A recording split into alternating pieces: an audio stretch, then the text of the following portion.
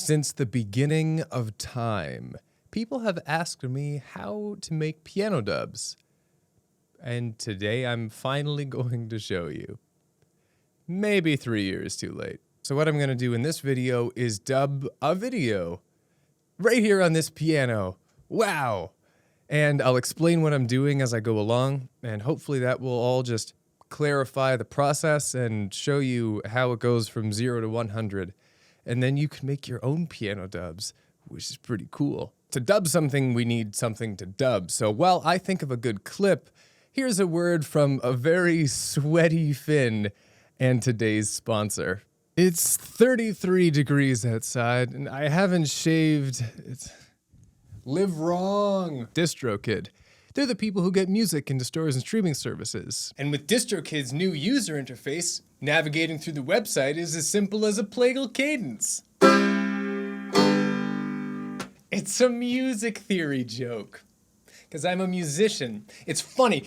I'm in the tub. I make videos for a living, but I somehow suck at visuals. DistroKid has me covered. There's the promo card tool to get great images for social media, mini videos to make teasers of your stankiest licks, and the Visey Video Maker for full-length tracks. And there are tons of other cool perks like Spotlight, where you can vote to get your track featured on one of those official Spotify playlists. God, I'm sweaty. So quit mucking about! Sign up today with my special VIP code, and you get 7% off a year's membership. So that's the end of this entire video. Bye! Hi! So if you're a clever sort, you've put together what I'm going to do. That's right, I'm going to dub my own ad read from inside this video. We've got a clip we want to dub, we've got the will to do it. Where do we begin? I mean, you're gonna need an instrument, that's number one. It doesn't have to be a piano. I've dubbed stuff on all kinds of instruments, and there are people out there dubbing away on guitars and basses and even accordions. You're also gonna need some kind of audio software, a DAW, digital audio workstation, that you can record into. So for example, my digital piano here is connected by a MIDI cable to my computer, and so when I hit notes, it goes right into the software. So here we are in the project file itself. You can see we have a few tracks here. Up top is the video, which we don't like really need, but it's sometimes nice to have it in case you want to line up certain cues or whatnot. We have the audio of the video. That's real important. And we have the piano. And then we have my voice, which is not normally part of anything I make, but I'm recording voice right now, so it's just a bonus in here. My background is in film composition. When I approach a dub, I come at it from the angle of I'm trying to compose a score to enhance the scene. Making dubs, like notes that hit every syllable of speech, is an old film scoring technique that's colloquially referred to as Mickey Mousing, because early Disney cartoons did that all the time. So when I'm trying to Mickey Mouse something on the piano, there are a few ways you can come at it. The most common one that I see around the internet is trying to match the pitch of the notes. So like, it's 30, it's. So that's an F sharp. That first note is an F sharp. So I could play an F sharp major chord. It's 33 degrees outside. That's one of the big three for me. Like matching pitch is one big answer to dubbing stuff. The other two are one, matching the emotion. So for example, this first phrase, it's 33 degrees outside and I haven't shaved. So it's kind of legato, kind of a resigned tone. So I can take the cues that are happening on screen emotionally and translate that to the music. I'm unlikely to make a musical sequence that's like peppy and full of energy because the dude on screen is not. For me, the music has to match that. That's part of what makes the challenge fun. So you can match the pitch, you can match the emotion, or you can ignore both to some degree and just create a nice sounding musical phrase. So like here's, I'll just improv something here. It's 33 degrees outside and I haven't shaved. So that's a nice sounding musical phrase, but it doesn't necessarily match all the pitches or match the emotions. Those three strategies are what help me make my decisions of what I'm writing.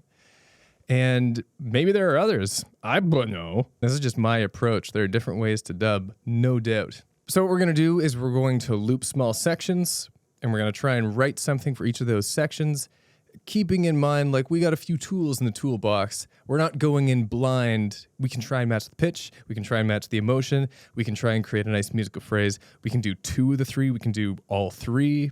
Sometimes you get those magic moments where it's all three, and it's just... So let's hop to it. If you want to take one thing away from this tutorial, the trick to dubbing, the main way, the process that it all goes down is this sentence. Loop small sections over and over until you have something for that section. Then you move on to the next one. So here, right off the start of the video, we've got this one nice phrase, and then look at this beautiful break. So I'm not going to worry about anything past the break right now. Let's just hear how this sounds. It's 33 degrees outside, and I haven't shaved up here, this purple area. That's what's getting looped. So let's see what we got. It's 33 degrees outside, and I haven't shaved. So even as I'm just noodling around here, that last note, haven't shaved, that's an E. So we're starting with F sharp, we're ending with E. Those are really good cues to hit. I can be much more experimental on the road between those two notes, but so long as I make sure to hit both of those, it feels grounded and connected to the audio. It's 33 degrees outside, and I haven't shaved. So now that I have that in my head, what I'm gonna do is record just that section. Just get that down. It's 33 degrees outside, and I haven't shaved. It doesn't need to be perfect. All it needs to be is pretty darn close so that I can remember when I come back to this later to know exactly what it is. Because we're gonna need to come back later and record the whole thing in one dramatic go, or two or three, however it ends up being cut. Here's a cut in the original clip. Live wrong. And then it cuts to a new scene. So we can mirror that in the music by completing our musical phrase, and then we start another one as the new clip begins. So we've got an F sharp to E major to D major, essentially. Kind of moody. So now we've got to kind of finish up that phrase. Live wrong. Live wrong. Oh, it's kind of between notes, isn't it? Here's kind of a fascinating phenomenon. You can guide people's ears to the notes that you want to hit. This live wrong, I can make your ears believe that it's a G or an A flat. Check this out. Here's G. Live wrong. Live wrong. Live wrong. Live wrong. Live wrong. Live wrong. Live wrong. Live wrong. Going down a tritone. Now that's living wrong. It's 33 degrees outside, and I haven't shaved. Live wrong. So we got our whole concise little musical phrase there. Often when I'm composing for a dub and I'm coming up with melodic lines, I often sing them out loud. So streaming services, they're the people who get music and they're the people who get music. And it kind of helps me decide if that is a melody worth salt. I'm sure that's not the expression. They're the people who get music into stores and streaming services. They're the people who get music into stores and streaming services. Sometimes you get nice rare moments where there are musical moments happening on screen, and you can mirror that, or you can respond to that in some way with the music that you're making. So right here where the sweaty guy is saying, navigating through the website is as simple as a plagal cadence. Simple as a plagal cadence? Why, I know what that is. That's a 4-1. A cadence is a chord structure in which you can sort of cap off a phrase and make things feel good and resolved. As he says, plagal cadence, we're going to play a plagal cadence and just trick him out. Boom, get played on. Navigating through the website is as simple as a plagal cadence. Navigate. Brilliant. And then we get to double whammy the joke because the next thing that he does is he plays a plagal cadence. So he's already making the joke and we're taking it one step further. Wow, that's honky tonky. But you know what? We're just going to stick with it anyways because I don't care. Throughout this entire next section, I've kept the piece in A flat. And I do that for that sort of third reason that I mentioned, whereas trying to make things a satisfying musical phrase. It's fun to switch around constantly, but it's nice to sit in one key for a while. If you can manage it, because here's a little trick. Here's a little truth I discovered about people over my years of dubbing. Words are music. People speak in key with themselves. It's fascinating. If someone is talking, odds are that the notes that they're hitting, the pitches that they strike as just part of their daily conversation are all in harmony with each other, which is amazing. And I only learned that after trying to turn people's speech into music, so many different people's speech. I've made hundreds of dubs. So many, all this stuff is all come to the forefront. It's magical. It's a wild part about speech and being human, and animals do it too, actually. Just the gift of speech. It's incredible that all of us make music all the time just by speaking, and we don't even realize it unless discordant stuff comes in. Shrieks, bellows, yells, crying. Pitch-wise is inherently discordant. It jumps out at like tritones and diminished intervals to your regular speech patterns. It's an amazing phenomenon, and I'm just so thrilled by it all the time. Anyways, that's a long way of saying that I kept this entire bit in A flat major. So check out this complete phrase. DistroKid. They're the people who get music into stores and streaming services. And with DistroKid's new user interface, navigating through the website is as simple as a plagal cadence. There are some accidentals in there, but generally speaking, the whole thing is an A flat. With this line, it's a music theory joke. We've got an opportunity to do a whole brand new technique, which is to not stick so rigidly to Mickey Mousing, but add in some auxiliary, some tertiary notes to help fill out the sound or create a different effect. I have this melody. It's a music theory joke. And that's nice on its own. What are we gonna do in the left hand? We could do... Or... Now, even though that many notes aren't actually playing in what Dumbo here is saying, it still fits because we're keeping to that rhythmic structure. We're just adding a little spice in here and there. It's a music theory joke. I make videos for a living, but I somehow suck at visuals. That's a good phrase to get in there. Not only just because it sounds nice, but like it's a longer single phrase, we can take our time. It's a little bit more variety from the quicker cuts that have been emblematic of this dub so far. The other thing is that we're getting up into the higher register, and I really like to jump around and explore the whole piano in any given piece of music. So if everything's right here, it can kind of sound monotonous after a while, especially if it's a longer 1 minute dub as opposed to like a 10, 20, 30 second one. DistroKid has me covered. And then going right from the high, way down to the low. I'm going to do something that I normally wouldn't do in a piano dub, but here it feels appropriate. It feels what a score should do, which is really just be some peppy background music. There's the promo card tool to get great images for social media, mini videos to make teasers of your stankiest licks, and the Visey Video Maker for full-length tracks. Sometimes you run into lines that are just inherently fun. So even before I come up with anything, I know that this line, "So quit mucking about," is gonna be a delight. It's got a rhythm to it, there's musicality, there's emotion. Those are the lines you live for as a dubber. So let's see what we can see. So quit mucking about.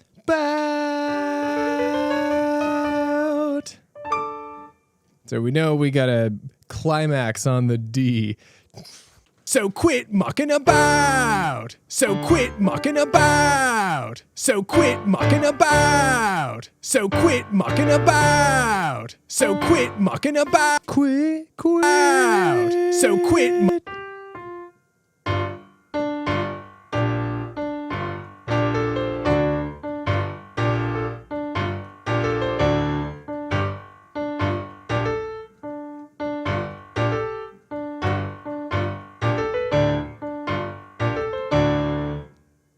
Mucking about. Perfect. So quit mucking about. So quit mucking about. So quit mucking about. So quit mucking about.